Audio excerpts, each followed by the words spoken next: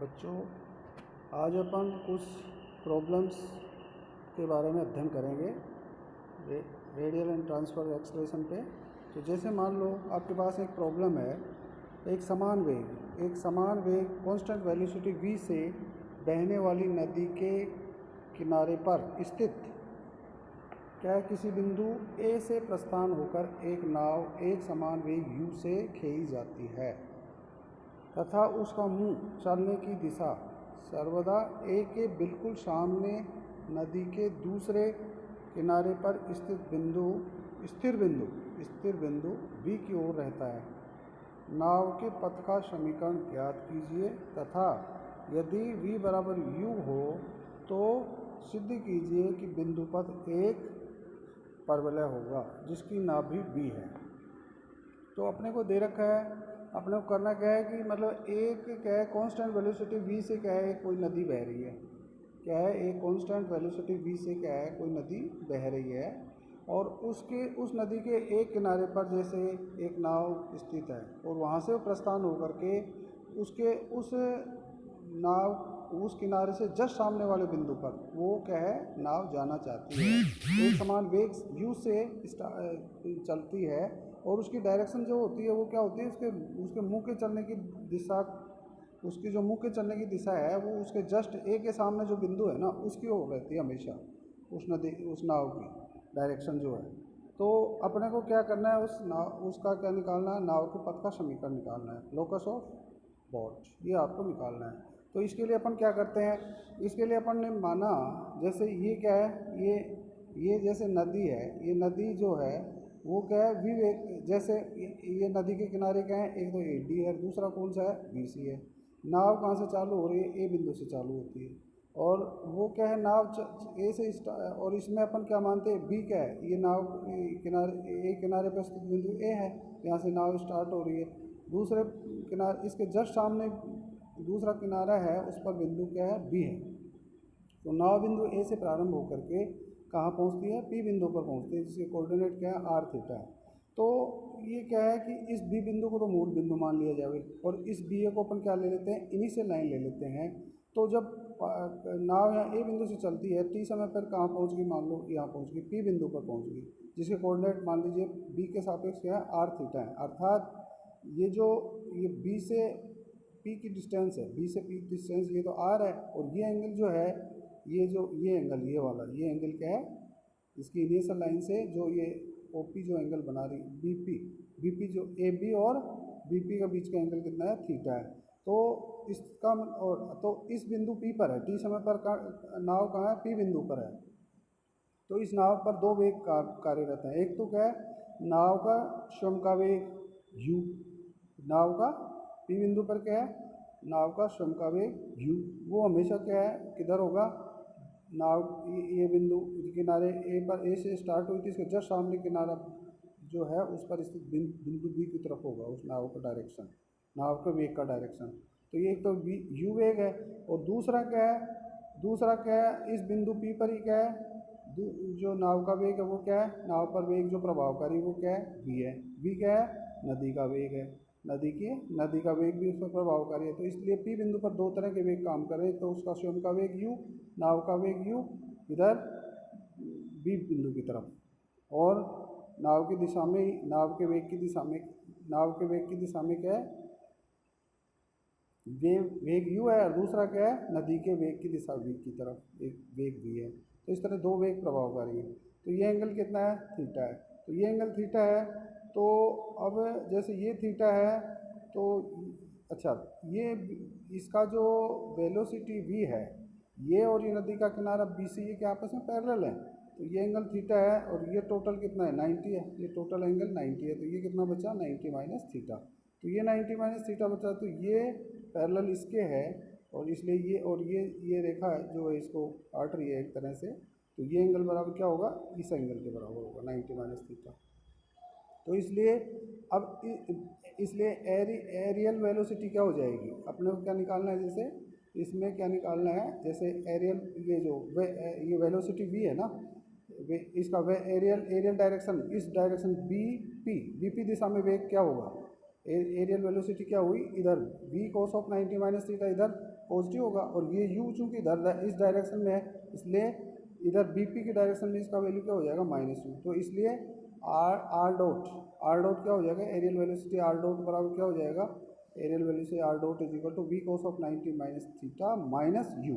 ये हो गया आपके पास में, ये हो गया r dot is equal to क्या हो गया, v cos of 90 minus theta minus u, और cos ऑफ 90 माइनस थीटा बराबर क्या होता है, ये होता है साइन थीटा।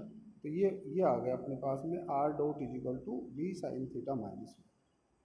अब जैसे अब ये तो रेडियल डायरेक्शन में हुआ, अब इसके लंबवत डायरेक्शन मतलब इस रेडियस बीपी के लंबवत दिशा में वेग क्या होगा, जैसे इधर v cos of 90 minus theta, तो ऊपर की तरफ क्या हो जाएगा, v sine of 90 minus theta, v sine of 90 minus theta. तो r थीटा डॉट बराबर किसके हो जाएगा, v ये आ जाएगा v, ये आ जाएगा v r theta dot is equal cos की जगह वी साइन 90 माइनस थीटा, और साइन 90 माइनस थीटा क्या हो जाता है, कोस थीटा, तो वी कोस थीटा हो गया।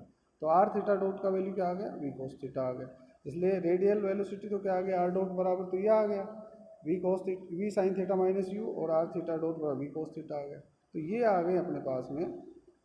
तो अब अपने पास में जो समीकरण है, आर डॉट बराबर वैल्यू और आर थीटा डॉट, इनकी भाग दे देते हैं। इनका जब अपन भाग देंगे तो आर डॉट का मतलब क्या होता है, d r upon d t, r theta dot में d theta upon d t. तो इनका जब भाग देंगे तो क्या आएगा अपने पास में, ये आ जाएगा v sine theta minus u divided by v cos theta. अब अपन देखते हैं, अपन यहाँ पे क्या देखते हैं, डी टी से डी टी कैंसिल हो रहा है, तो d r upon r d theta बराबर क्या आ जाएगा, ये आ जाएगा v sine theta minus u upon v cos of theta. अब अपन क्या करते हैं, इसको equation in which variables are separable, वो वाली डिफरेंशियल इक्वेशन जो होती है ना, equation in which variables are separable, वो वाले उसमें अपन डी आर के गुणांक एक साथ ले लेते हैं, डी आर के गुणांक एक साथ ले लेते हैं, और डी थीटा के गुणांक अपन एक साथ ले लेते हैं। अब इसमें अपन ने डी आर के गुणांक तो 1/r आ गए, और डी थीटा गुणांक क्या आ गए, v sine theta minus u बटे वी कोस थीटा आ गया। तो अब अपन क्या करते हैं, अब इसको अब जैसे 1/r डी आर, अब इसमें वेरिएबल आर सेपरेबल, अर्थात डी आर का गुणांक purely function of r, purely function of r, d theta गुणांक क्या है, प्योरली फंक्शन ऑफ थीटा है। तो इसको अपन ऐसे लिख सकते हैं, d r upon d r upon r is equal, अब इसको जैसे v sine theta upon v cos theta लिखेंगे तो क्या आएगा, वी से वी कैंसिल होगा, तो tan theta minus u upon v, cos theta को ऊपर ले जाएंगे तो सेक थीटा हो जाएगा। अब इसको जैसे अब जब वेरिएबल्स आर सेपरेबल हैं तो इसलिए प्रत्येक पद को इंटीग्रेट करके ऐड ए कांस्टेंट टर्म सी कर देंगे।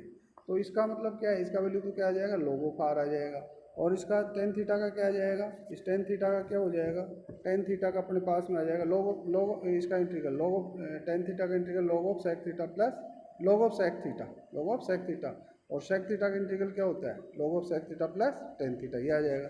तो ये वैल्यूज रख दी, टेन थीटा की तो log ऑफ सेक थीटा, और सेक थीटा की क्या रख दी, log of sec theta plus tan theta. अब इसको अपन ऐसे भी लिख सकते हैं, यू अपॉन वी को अपन u upon v log of sec theta plus tan theta को अपन क्या लिख सकते हैं, log of sec theta plus tan theta whole power u by v, ऐसे लिख सकते हैं अपन, ऐसे लिख दिया। फिर अपन ने वो अपन इसको log ऑफ जैसे log of m by n is equal to log of m minus log of n वाला सूत्र लगा दें, तो log of r is equal to क्या हो जाएगा, log of c sec theta divided by sec theta plus tan theta whole power u upon v, ऐसे लिख दिया अपन ने।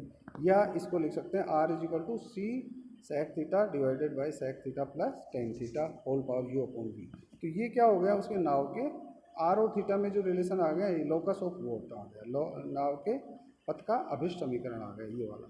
अब अपने को दे रखा है यदि v बराबर यू बराबर वी हो तो क्या होगा, तो उस स्थिति में अपने को ये देखना है कि इसका पथ का समीकरण क्या होगा, पथ क्या है उस टाइम, किस तरह का पथ होगा, किस तरह का पथ का जो है वो क्या रूप होगा।